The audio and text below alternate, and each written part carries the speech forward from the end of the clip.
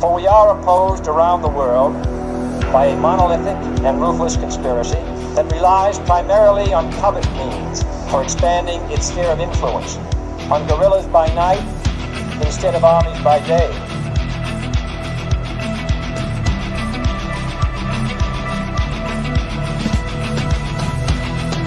On infiltration instead of invasion, on subversion instead of elections.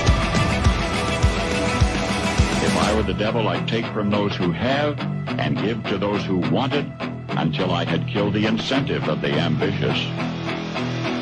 Violence and vandalism is being led by Antifa and other radical left-wing groups who are terrorizing the innocent, destroying jobs, hurting businesses, and burning down buildings.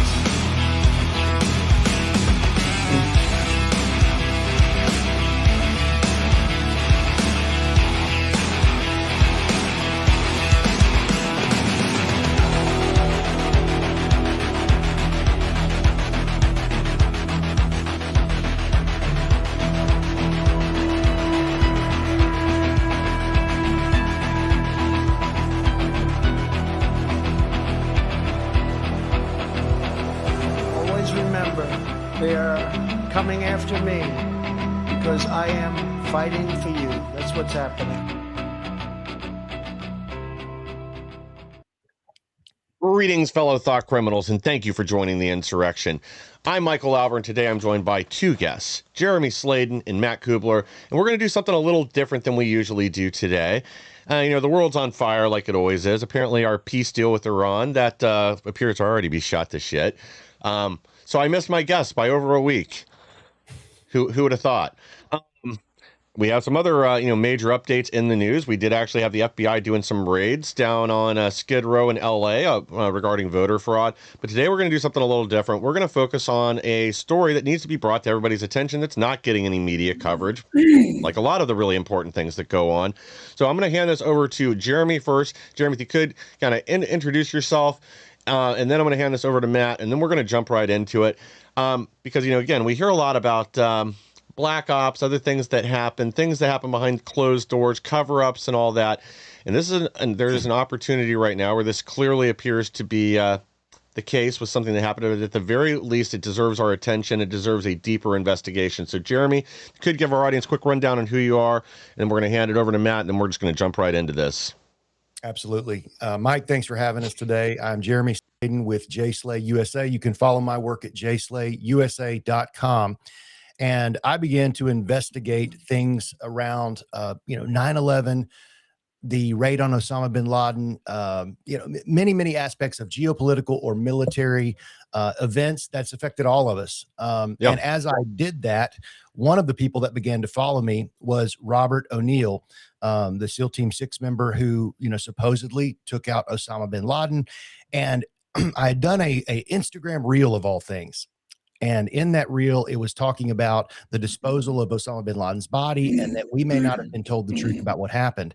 And Robert O'Neill got in the comments section and said, "Hey, man, I appreciate what you do. I like your stuff. That's why I follow you. But in this case, you're dead wrong." And somebody else responded to him. And in that comment response, they said, "Yeah, you killed Osama bin Laden like I shot JFK," with complete confidence. And I don't remember if that's where that particular thread ended, but I contacted this man named Matt Kubler who had said that. And I said, "Hey, what do you know?" Long story short, that turned into some discussions about different aspects of military history. He told me about his friend, Job Price, the SEAL Team the commander of SEAL Team 4. And as you talk to a guy like Matt, you realize, okay, this is somebody that knows what they're talking about. They've done their research. They have the credentials to back it up. And eventually, as you can see on the screen, Matt came on my show to debate Robert O'Neill about the very event that they first got in the argument about in my comments. And it went viral. The reels went viral, and Matt Kubler began to make his rounds. But the reason he's doing this and the reason he's on the show today is really the passion project of why has there been a cover up about his friend's death. SEAL Team 4 Commander Job Price. Matt is a 30-year law enforcement officer. He's a military veteran. He's an Army veteran himself, as well as being a private investigator, not just in the license on paper, but actually doing the work. So with that, I'll bring on Matt Kubler. Thanks for coming on. As always, thank you, Jeremy, and Mike. I appreciate the opportunity to be on your show. It's a new audience for me, and that's one thing that, the last few years when I've been doing these shows, I've sort of been regurgitating through the same audience in a lot of these BroVet podcasts that I've been going on, and Sure. Any press is good press, but I'm talking to the same people, and Yeah. so speaking to different people with different viewpoints, with different exposure to this, is really, I think, the formula for how this actually gets to where it needs to go to. Well, yeah, and getting it out to the general public, I think, is kind of what helps. Because, like you said, the military community or any kind of community for podcasts or on social media or whatever, when you're just speaking to the same audience, it's hard to gain traction. You got to get beyond that. Things have to go mainstream, and things like this deserve people's attention. And you never know who's watching. There might be somebody that can help exude some pressure somewhere and help move this forward as we get into this case. Because kind of like you alluded to, there's a lot of these stories that go around where we're not really getting the full truth, or there is more to it, whether that's other mysterious deaths or even just cover-ups. Like, I'm aware, and we're going to get more into the details here later, of something similar. Didn't result in anybody's death, but it was another incident with rape accusations and other things, as we'll get into here shortly, where it was clearly covered up. The person, I know two people that were on this particular team that have told me they both seem to be credible. One of them is in political media, and that's how I got in touch with them about the whole story, but kind of same thing. Nobody's paying attention. Nobody's doing anything about it. The crimes were clearly swept under the rug. And unfortunately, that's the way it goes with a lot of this stuff, unless you can put enough pressure on people to actually make a difference, to force an investigation or force consequences for illegal actions, or even just get exposure with some of these cover-ups. And, I think people are sick and tired of waiting, 50, 60, 70 years before we get the truth, especially on things where everybody knows what actually happened. Yeah, and if it's all right with you, I'd like to start with Job's case in Yes. sort of a chronological event, because people ask me why I've been doing this for 7 years for free. That's a great question, right? People have to question my sanity, and why now is it now coming to light? Like, what was the genesis of that? So, first and foremost, I grew up with Job Christ. We went to high school together. We graduated together, but I want to be real clear. We were not friends outside of school. We were mates. We were friends in school. We hung out there in school, but never outside of school. So I didn't know his family. I didn't know, I didn't have that relationship with him. Sure. So when he died in 2012, and he was found dead in his bunk as the commander of SEAL Team 4 in Afghanistan on December 22nd, 2012, and the news broke back in our hometown, it was a shock, but it wasn't something that I was like heartbroken over, because I just didn't have that kind of relationship, and hadn't since we graduated high school in 1989. Yeah, makes sense. So there was no impetus for me to get involved in any way, because it wasn't my fight. Yep. In 2019, his sister, I was going to have on my podcast that I had at the time, 2 Dates and a Dash, to talk about her brother. Just, I lost my brother in a car accident. She lost her brother and more. And so I just wanted her to tell her brother's story through her eyes. Sure. Who was he to her?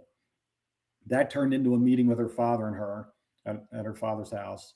And I had met him a couple times, but never really had any real interactions with him. And he plops a 3-ring binder with 356 pages of documents and reports and photos and says, "This is what I have so far on my son's death. And to us, it wasn't a suicide. Can you look at it?"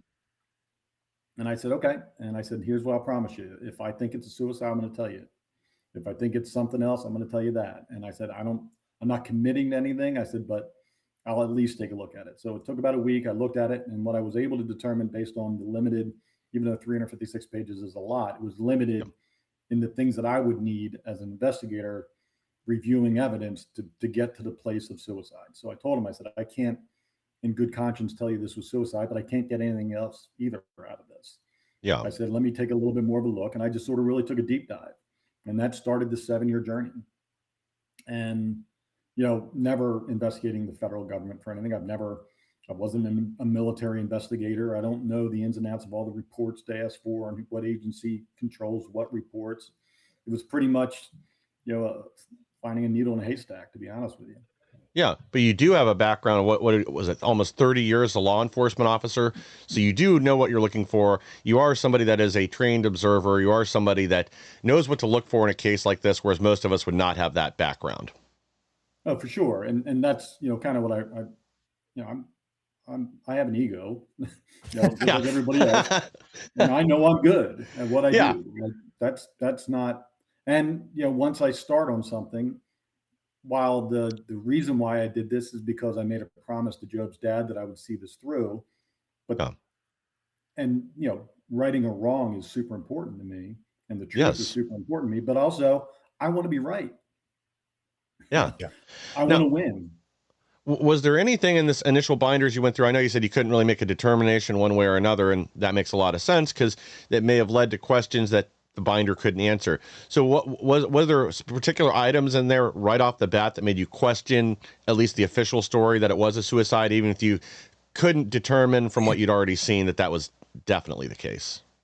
Well, we can't show it on the show, but I sent you a picture from the crime scene of Job laying in his bunk, and that photograph, based on the description from the notes of the NCIS agent and every other report that's in there, that Job was shot while laying on his left side, clutching his pillow in his left arm, in the nude, in his sleeping bag, in his bunk, in the same way that he slept every single night.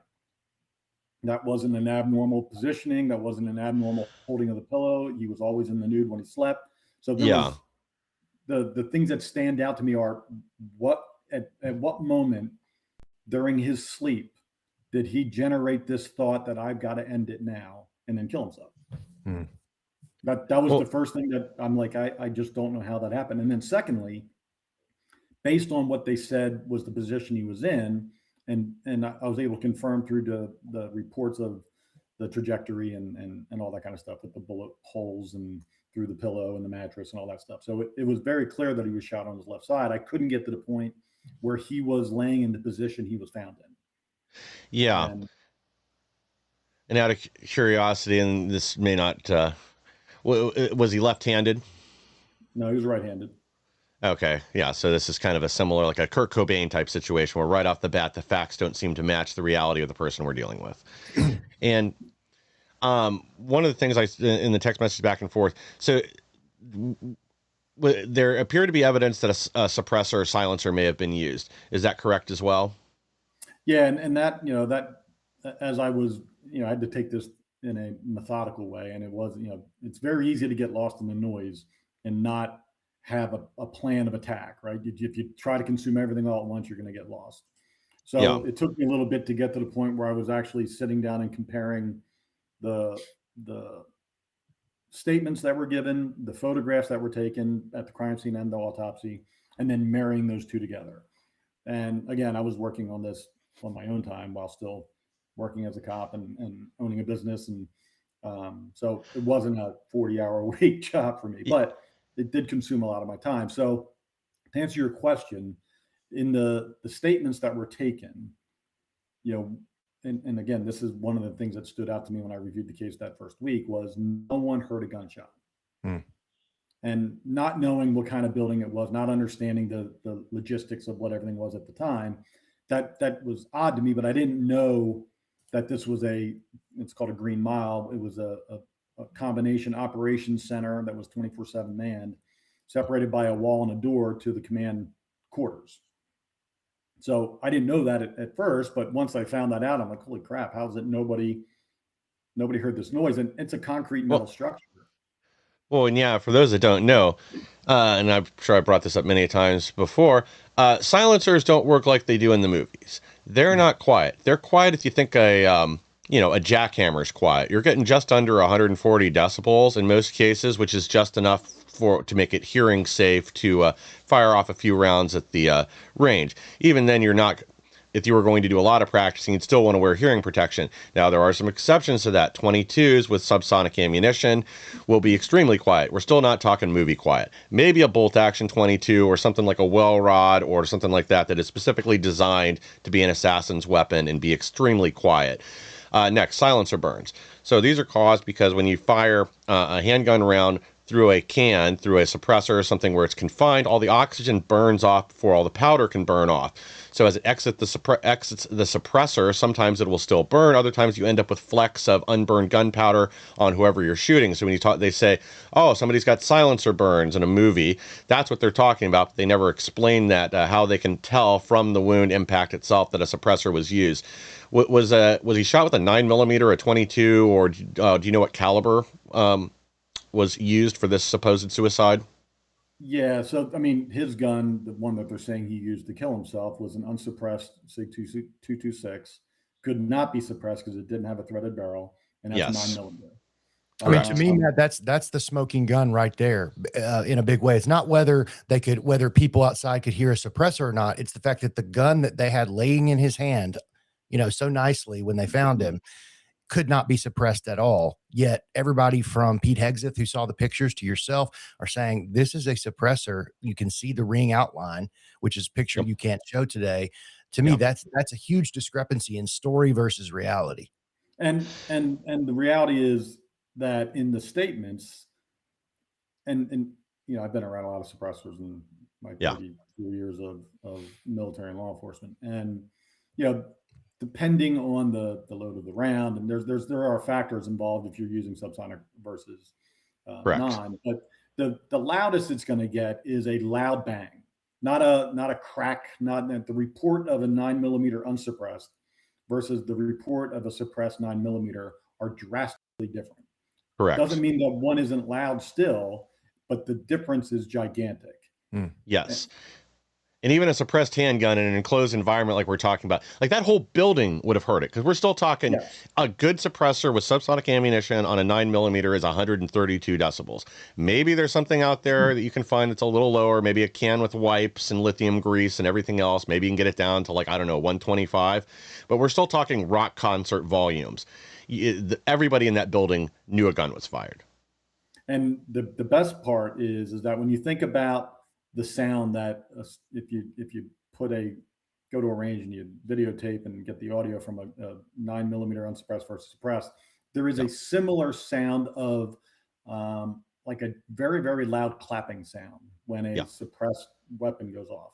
And the only statement of noise that was heard was someone said they heard what sounded like a forklift dropping a pallet of MREs on the ground, like that loud thud clap sound. Yeah. And I'm like, okay, well, maybe that was the suppressed gunshot that he heard, that his brain, while he was sleeping, interpreted to something else, because they do hear that other sound because they're moving things around constantly on the forward operating base. So that actually makes a lot of sense. But yeah, it certainly wasn't a 9mm unsuppressed ever shot in that room that night. No. Yeah, everybody would know it if that's what happens. That's what happened, especially again in that kind of a small confined area on a base like that. So beyond just like those details, so what is the next item that you came across that got your attention, that told you there was more going on here?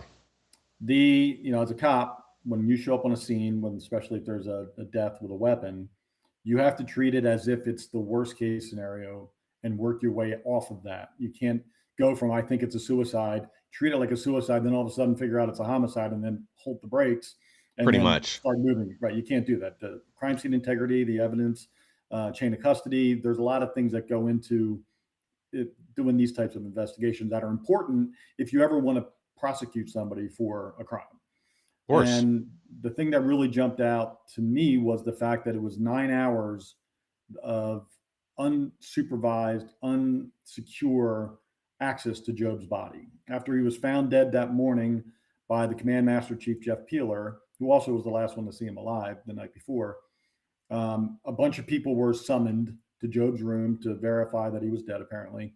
One of which was the NCIS agent who was assigned to SEAL Team 4. And after the medical guy came in and pronounced him dead, the NCIS agent took the key to Job's room, locked his door, and gave the key to Jeff Peeler and said, "Don't let anybody in this room, we'll be back." And 9 hours later, NCIS agents returned back to process the crime scene.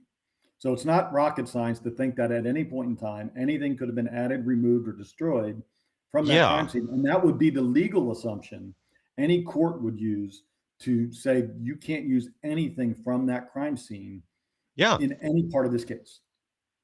Yeah, because again, any good defense attorney, anybody worth their weight, is immediately going to call into question both the chain of custody and the fact that the crime scene was essentially left unsecured for 9 hours. I mean, a locked door that we don't know who all has the keys for it on a military base where things are still going on. It's an active scene. In 9 hours, also, I don't know, maybe I'm wrong about this. I don't have your background in law enforcement. That seems like a long time to wait for a case as serious as this to bring a team back to it. And yes, I mean, he was, you know, if you're doing research, there's very, very few, if any, in theater during war suicides in the military. Like and Job would be the only, if it were true, the only command level officer to have ever done it. And so that, I mean, I didn't know that until later, but you know, the realities is that when you have 9 hours of, and quite frankly, Jeff Peeler and every other single person in that unit are potential suspects, and everyone else on that base, to be honest with you, is a potential suspect.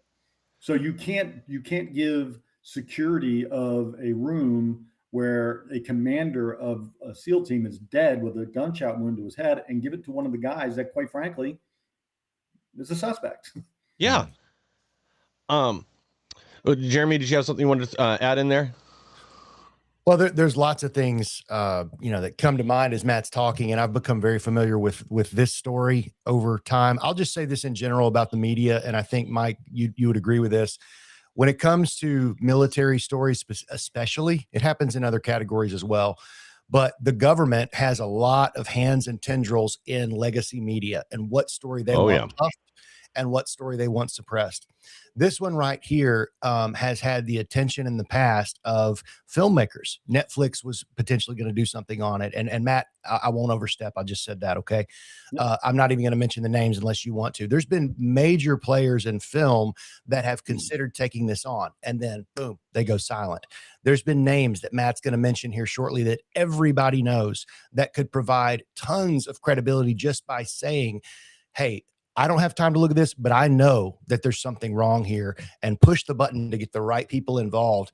Or Fox News. Fox News could take this story and say, hey, this is a patriot. This is a military guy. Yeah. This is a guy who was not depressed. He had no history of suicidal thoughts, nothing like that. But there was a few things he discovered that could have put him in danger if people knew that he knew this. That sort of thing was going on. And again, Matt will talk about that. So I think the big question in people's mind is, hey, if this is real, because this is what came up in my mind, why isn't this story already like being told? Well, I don't think we've mentioned, maybe once we mentioned it, but the Washington Post finally took it on, a leftist publication. And the reason they did is they have a political angle that interests them. I know that Matt doesn't care about that, because when it comes down to a death investigation, all that should be set aside. We want the truth. Yes. We don't want to begin with the answer in mind and just try to get there.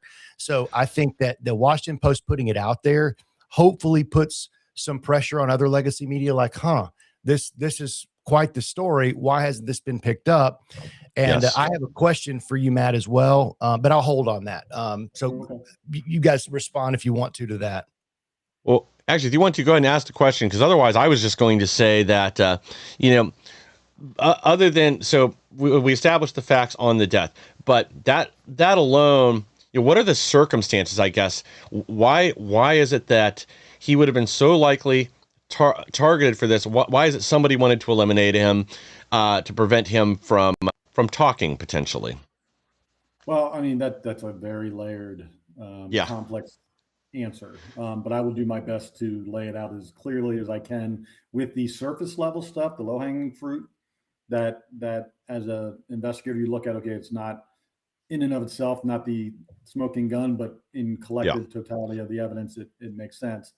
So when Job took over SEAL Team 4, he went to Afghanistan in June of 2012 to do like a pre-workup with SEAL Team 2, who was the team they were relieving. Okay. So he went and met with Commander Mike Hayes, the commander of SEAL Team 2, got the lay of the land, got to meet all the players involved in the indigenous population and all that kind of stuff. it just so happened to coincide with a court-martial investigation of 4 SEALs who were being accused of torturing and murdering a local Afghani. And Job was asked to be an extra set of eyes on it and give his recommendation. Sure. Long story short, SEALs tortured this kid, and I say kid, he wasn't he was older than 18, but definitely not an old man. Let him go, and then 2 hours later died of his injuries. Job recommended court-martial, which then, that news doesn't just stop within the walls of that FOB. It gets spread around by everybody that's in the SEAL community, that, the new commander is recommending, instead of saying, we'll deal with this in-house, he's recommending court-martial. But what wasn't told to Job before Job left Afghanistan from that workup trip is that the army guys that were the intel guys that were intercepting radio traffic, they intercepted radio traffic from the Taliban stating that there was going to be retaliation or retribution against the Navy SEALs for killing one of their villagers. So Job leaves, comes back in September to relieve SEAL Team 2. And by November, beginning of November, the retaliation was done. And one of his SEALs was killed in an ambush. And it's from everybody I've talked to, it was as if they knew they were coming.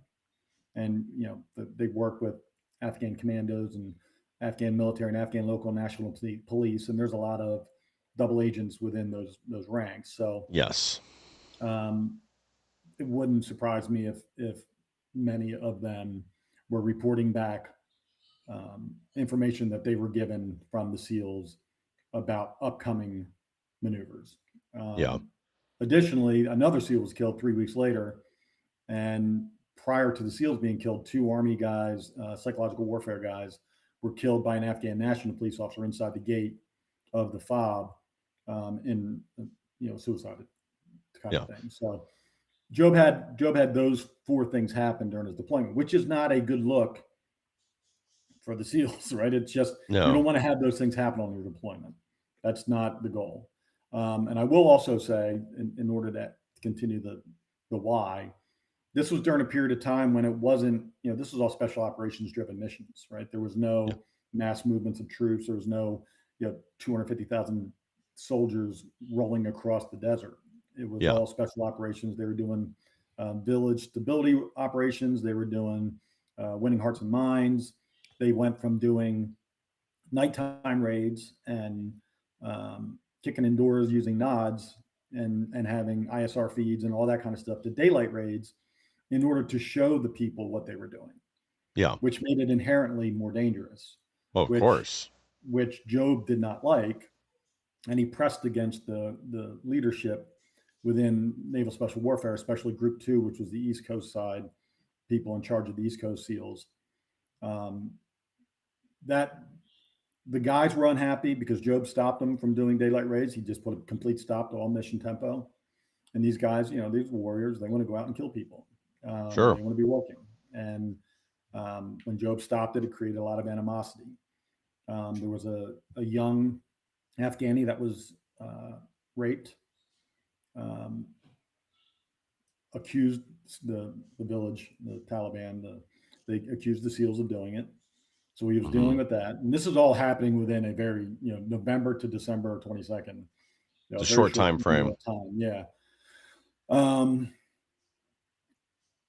About 10 days before Job died, the heads of Naval Special Warfare Group 2 showed up. One of them is Tim Szymanski. The other one was Sean Pybus and Bob Smith, who was a captain, I believe, at the time.